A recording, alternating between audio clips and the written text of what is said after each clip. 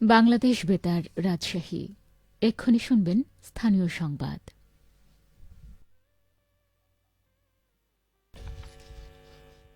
আসসালামু আলাইকুম। বাংলাদেশ বেতার রাজশাহী স্থানীয় সংবাদ পড়ছি খন্দকার আনোয়ারুল ইসলাম। নওগাঁ জেলা পুলিশের মাসিক কল্যাণ সভা অনুষ্ঠিত হয়েছে। গতকাল পুলিশ লাইন্স ড্রিল শেডে অনুষ্ঠিত সভায় সভাপতিত্ব করেন নওগাঁর পুলিশ সুপার মোহাম্মদ শাফিউল সারোয়ার। সভায় বক্তারা জেলার 11টি থানা ও পুলিশ তদন্ত কেন্দ্রসমূহের মাসিক কার্যক্রম তুলে ধরেন। এ সময় পুলিশ সুপার সকল পুলিশ সদস্যদের আরও মানবিক, জনবান্ধব ও দায়িত্বশীল হওয়ার উপর গুরুত্ব আরোপ করেন।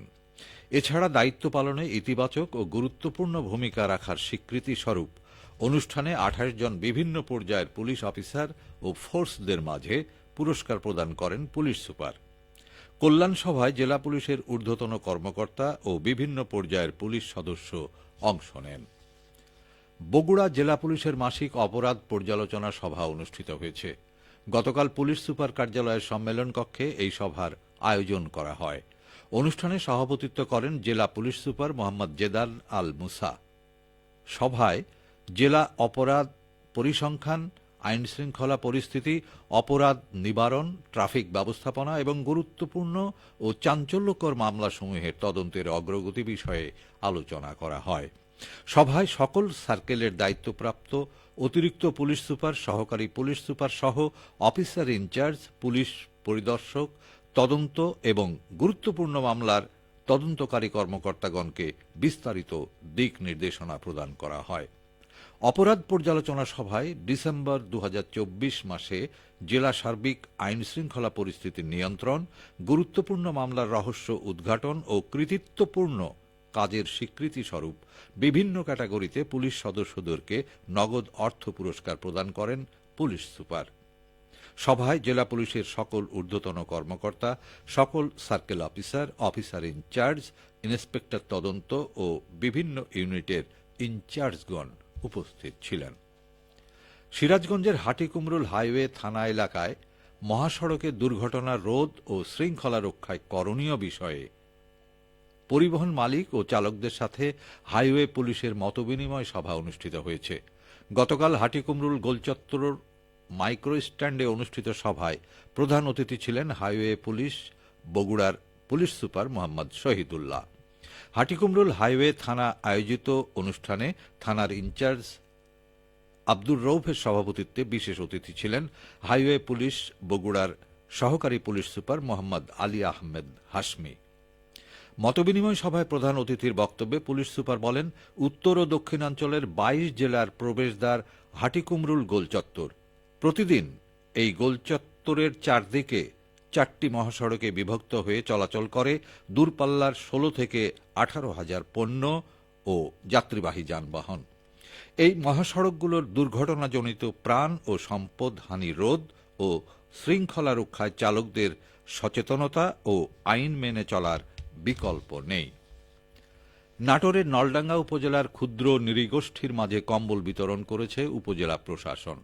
গতকাল উপজেলা নির্বাহী অফিসার মোহাম্মদ রেদওয়ানুল হালিম উপজেলার বিপ্র বেলঘড়িয়া ইউনিয়নে কম্বল বিতরণ করেন। বিভিন্ন প্রতিষ্ঠান ছাড়াও উপজেলার শীতার্ত অসহায় মানুষের মাঝে 2 সহস্রাধিক কম্বল বিতরণ করা হয়েছে উল্লেখ করে উপজেলার নির্বাহী অফিসার জানান, কম্বল বিতরণ কার্যক্রম অব্যাহত থাকবে। রাজশাহীর বাঘা উপজেলার পদ্মার চরাঞ্চলে পেঁয়াজের বাম্পার ফলন হয়েছে। চলতি মৌসুমে আগাম জাতের পেঁয়াজ উৎপাদন করে চরের অধিকাংশ চাষি লাভবান হয়েছেন। উপজেলা কৃষি কর্মকর্তা শফিউল্লাহ সুলতান জানান, উপজেলার সর্বত্র কম বেশি পেঁয়াজের চাষ হয়েছে।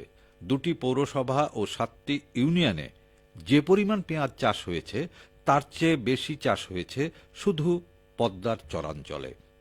এবছরের প্রথম দিকে ভালো দাম পেয়েছেন চাষিরা। উপজেলায় পেঁয়াজ চাষ হয়েছে 1840 হেক্টর। একটি ঘোষণা, আঞ্চলিক বার্তা সংস্থা বাংলাদেশ বেতার রাজশাহী কেন্দ্রের আওতাধীন রাজশাহী মহানগর ও চাঁপাইনবাবগঞ্জ জেলার জন্য 1 জন করে জেলা সংবাদদাতা চুক্তিবদ্ধ করা হবে। আগ্রহী প্রার্থীদের ন্যূনতম স্নাতক পাস এবং সাংবাদিকতায় কমপক্ষে ৫ বছরের অভিজ্ঞতা থাকতে হবে।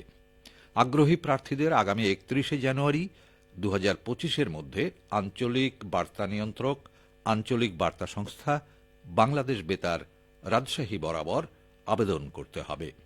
আবেদনপত্রের সাথে ২ কপি পাসপোর্ট সাইজের ছবিসহ জীবন বৃত্তান্ত, জাতীয় পরিচয়পত্রের ফটোকপি, শিক্ষাগত যোগ্যতা ও অভিজ্ঞতার সনদ সংযুক্ত করতে হবে। খেলার খবর ক্রিকেট। তারুণ্যের উৎসব উপলক্ষে রাজশাহীতে ইয়াং টাইগার্স অনূর্ধ্ব-18 জাতীয় ক্রিকেট টুর্নামেন্টের উদ্বোধন করা হয়েছে। গতকাল শহীদ কামরুজ্জামান স্মৃতি স্টেডিয়ামে প্রধান অতিথি হিসেবে টুর্নামেন্টের উদ্বোধন করেন অতিরিক্ত বিভাগীয় কমিশনার তরফদার মোহাম্মদ আক্তার জামিল। এ সময় তিনি বলেন, ভালো খেলোয়াড় হতে হলে অবশ্যই শারীরিক শক্তির পাশাপাশি খেলার প্রতি মনোসংযোগ বৃদ্ধি করতে হবে। এছাড়াও খেলার সময় দ্রুত সঠিক সিদ্ধান্ত নেয়ার দক্ষতা অর্জন করতে হবে। এক্ষেত্রে অনুশীলনের কোনো বিকল্প নেই। ইয়াং টাইগার্স অনূর্ধ্ব-18 জাতীয় ক্রিকেট টুর্নামেন্ট দক্ষ খেলোয়াড় তৈরিতে সহায়ক ভূমিকা পালন করবে। সবশেষে আবহাওয়া। আজ দুপুর 12টায় রাজশাহীতে তাপমাত্রা ছিল 24 ডিগ্রি সেলসিয়াস। এ সময়ে বাতাসে আপেক্ষিক আর্দ্রতার পরিমাণ 63%। রাজশাহী ও পার্শ্ববর্তী এলাকায় আজ সূর্যাস্ত সন্ধে 5:32। সংবাদ শেষ হল। আমাদের পরবর্তী সংবাদ দুপুর 2:05।